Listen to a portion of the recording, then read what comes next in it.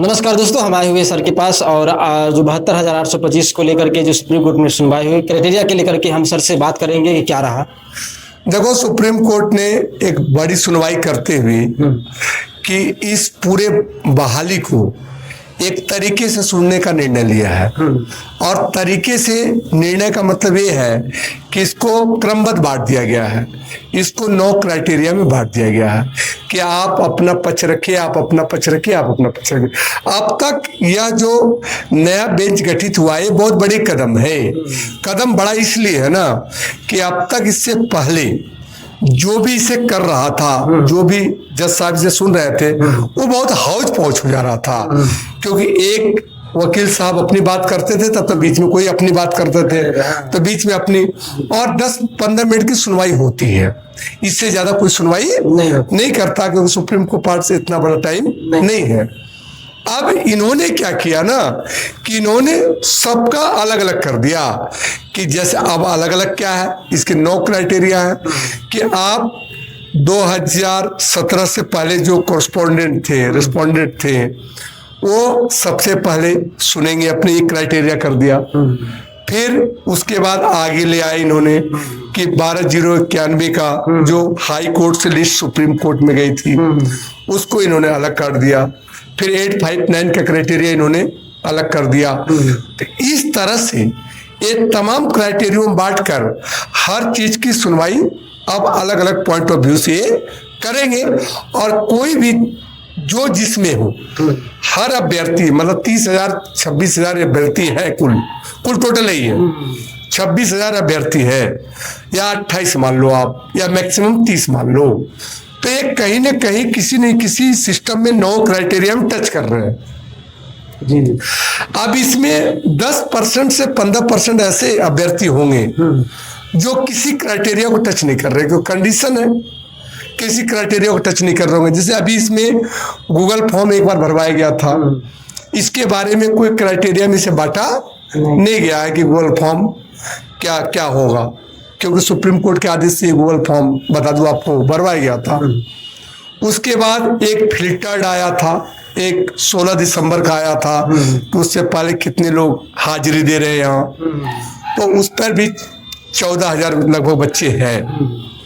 तो अब 2 बातें हैं मुख्य बात है कि जो अभी जज साहब सुन रहे हैं, दत्ता सर है, वो नया बेंच से गठित होके आए हैं, तो इन्होंने यह काम तो कर दिया कि हौज पौज खत्म कर दिया। लेकिन मुख्य सौदा ये है भी कि राज्य सरकार के पास आरटीआई लगी हुई है कि आप यह क्लियर करो कि आखिर में सीटों कितने बच रहे हैं, सीट कितने बच रहे हैं। क्योंकि पिछली सुनवाई में करोल साहब के आगे राज्य सरकार ने बात बोली थी कि लगभग 6,100 सीटें खाली हैं। अब अभी यह लगभग खाली है या इतना खाली है, तो इस पे आरटीआई लगी हुई है, अभ्यर्थी ने लगाए हैं कि आखिर में अब क्लियर हो जाए कि सीटें कितनी खाली हैं। अब सीटें खाली हैं तो उसके अनुसार अगर पॉसिबल होगा तो सुनवाई के दौरान अगर राज्य सरकार कह देती है कि 20,000 सीटें खाली है, 15,000 सीटें खाली है, तो उसी के अनुसार आदरणीय जज साहब जो है वह केस को सुनते हुए फाइनलाइज करते जाएंगे। जैसे मान लो शुरू में आपका रिस्पोंडेंट है, मान लो 10,000, तो अगर उन पे डिसीजन देना है तो आदरणीय जज साहब को 50 सीटों की संख्या ज्यादा है। लेकिन मान लो जो पहले से लगे हुए हैं 12/091 है, तमाम है, और सीटों की संख्या 6,000 है, तो फिर उस केस में क्या होगा? तो उस केस में मेरिट आएगी। फिर अब क्या होगा? आखिर में जब सीटों की संख्या जब ज्यादा हो गई, सॉरी, जब वो नंबर ऑफ कैंडिडेट ज्यादा हो गए और सीटों की संख्या कम है, तो उस समय 9 क्राइटेरिया हो चाहे 12 क्राइटेरिया हो, क्राइटेरिया तो एक बहुत अच्छी तरीका है सुनवाई का। लेकिन सुनवाई का मतलब क्या है कि सबको नौकरी देना। और नौकरी कितनी मिलेगी? जितनी सीटें, बस कहानी तो यही है ना, नौकरी उसे ही मिलेगी जितनी सीटें। और सीटें हैं, अगर राज्य सरकार अभी दे देती 6,000 सीटें हैं, तो अंतिम में बात तो है आके फंसेगी कि आखिर में आप मेरिट पे लो सबको, जिसका मेरिट लो। तो कुल मिला के राज्य सरकार से शुरू से अंत तक राज्य सरकार ने इस बहाली पर कोई सपोर्ट नहीं किया है। आपको बताऊं मैं, शुरू से अंत तक आज तक कोई सपोर्ट इस बहाली पर राज्य सरकार का नहीं है, क्योंकि इससे पहले भी जज साहब की इच्छा थी कि राज्य सरकार थोड़ा बड़ा दिल दिखाए और सीटों की संख्या थोड़ा कर देगी सबका। आदरणीय करोल साहब इस पे बड़ा जोर दिए थे। आपको बताऊं कि राज्य सरकार थोड़ा सा दिल को बड़ा करे, क्रेडिट ले, तमाम तरह के वक्तव्य दिया था इन्होंने कि हो सकता है सब कुछ सही कर दें, लेकिन राज्य सरकार टस से मस नहीं हुई। तो नतीजा जब टस से मस नहीं हुआ और गूगल फॉर्म भरने के बाद नंबर ऑफ कैंडिडेट 30,000 32,000 पहुंच गए, तो आखिर में बचा क्या रास्ता? वही तो बचा क्या? इसलिए पिछले जज साहब जो कुछ इच्छा तो रखते थे कि कुछ कर दे हम, लेकिन जब इन्होंने पूरा सिस्टम समझ गया कि यहाँ 6,000 है या 30,000 है तो कितना सिस्टम इधर उधर करेंगे, तो अंत में एक खेल मेरिट पे आ जाएगा। अंत में मेरिट पे आना ही आना, आप ये समझिएगा इस बात को, मेरिट पे आना। लेकिन एक होप है सभी अभ्यर्थियों को, और सुप्रीम कोर्ट को भी एक होप होगा कि राज्य सरकार इस पर 2 कदम आगे आते हुए और इस मैटर को सॉर्ट आउट कर दे, सीटों की संख्या कुछ बढ़ा दे या फिर उतना सीटें खाली हो जितने अभ्यर्थी हैं, तब तो भाई सबका भला हो जाएगा।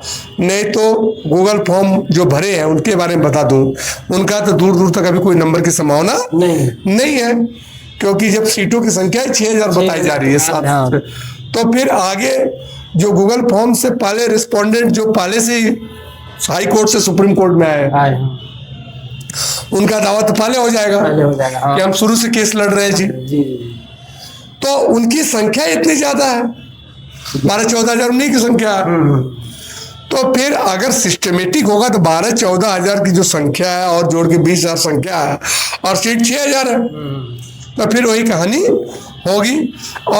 और सबसे बड़ी चीज है कि ये जो नए बेंच गठित हुई है, इसमें आदरणीय जज साहब की जो पहला डिसीजन रहा उससे एक बात तो क्लियर है और साफ संदेश है कि अब इस मैटर को जल्द से निपटारा करेंगे। क्योंकि किसी चीज को करना होता है ना, तो तरीके से करो तो करने की बात से समझ में आ जाती है कि क्या होने वाला है। तो जब इन्होंने क्राइटेरिया बांटा तो निश्चित तौर पर अभ्यर्थियों में एक खुशी की बात आ गई कि जो हौज पौज का सिस्टम था वह खत्म हो गया और सब अपनी बातों को रखेंगे। इसमें जो वकील साहब लोग हैं उनको अपने बातों को अब तरीके से रखकर जज साहब के सामने रखना होगा। और आगे डिसीजन तो आपको फिर बता दिया मैंने, बार बार एक चीज बोल रहा हूं कि जो भी डिसीजन होगा वह राज्य सरकार के कहने से ही होगा। कहने का मतलब सीटों की संख्या, ये नहीं कि राज्य सरकार कहेगी तो सीट के अनुसार। सुप्रीम कोर्ट तो भाई सर्वश्रेष्ठ है, लेकिन सुप्रीम कोर्ट को भी वह जगह चाहिए ना जी। क्योंकि इससे पहले करोल साहब थे जो वो साफ कहे थे इस बात को लेके कि भैया इतनी ज्यादा सीटों को तो हम क्या सुप्रीम कोर्ट के सारे जज मिल के भी कहेंगे ना, तो हम नहीं कह पाएंगे कि आप 30,000 32,000 वैकेंसी को भरो। या आदरणीय करोल साहब ने साफ कहा था इसके बारे में कि हम 8-8 जज 10-10 जज मिल के ही बोलेंगे ना, तो हम ऐसा नहीं कह सकते हैं कि जहां सीटों की संख्या 6,000 बच रही है उसको हम बढ़ा के 30,000 करवा दें। तो कहते हैं कि थोड़ा बहुत तो हो सकता था, 1,500 200, ये इतना बड़ा सिस्टम नहीं होगा। तो कहानी देखो अंत में वहीं के वहीं अगर राज्य सरकार कोई भी आगे स्टैंड नहीं लेती अभ्यर्थियों के पक्ष में, तो फिर कहानी जस का तस रहेगा और फिर जो सीटें बची हैं उसी पे होगा। लेकिन फिर कहेंगे सभी की इच्छा कि कुछ न कुछ हो जाए, कुछ न कुछ अभ्यर्थियों का हो जाए, चाहे वह 10,000 हो जाए, 15,000 हो जाए, 20,000 हो जाए, लेकिन कुछ न कुछ इस बार होना चाहिए। ओके, धन्यवाद सर। फिर कोई अपडेट आएगा दोस्तों तो फिर बताएंगे। जय हिंद, जय भारत।